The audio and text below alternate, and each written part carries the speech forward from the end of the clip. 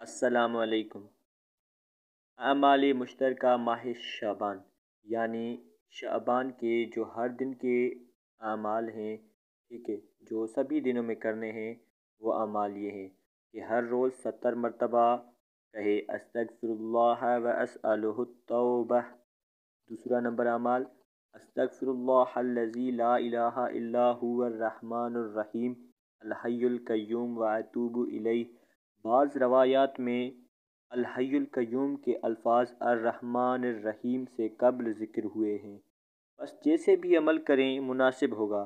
روایت سے معلوم ہوتا ہے کہ اس ماہ کا بہترین عمل استغفار ہے، اور اس مہینے میں 70 مرتبہ استغفار کرنا گویا دوسرے مہینوں میں 70,000 مرتبہ استغفار کرنے کے برابر ہے۔ اور نمبر تیسرا، صدقہ دے، اگرچہ وہ نصف خرما ہی کیوں نہ ہو، اس سے خدا اس کے جسم پر جہنم کی آگ کو حرام کر دے گا۔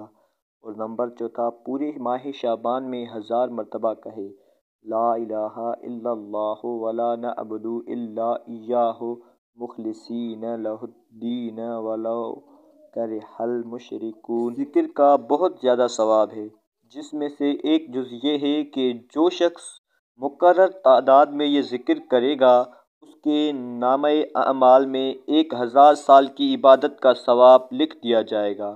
نمبر پانچواں، شعبان کی ہر جمعرات کو 2 رکعت نماز پڑھے کہ ہر رکعت میں سورہ حمد کے بعد 100 مرتبہ سورہ توحید پڑھے، اور نماز کے بعد 100 مرتبہ درود شریف پڑھے، تاکہ خدا دین و دنیا کی اس کی 20 حاجات کو پورا کرے۔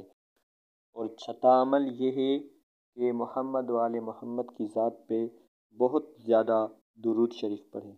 اللہم صلی علی محمد و آل محمد وعجل فرجہم۔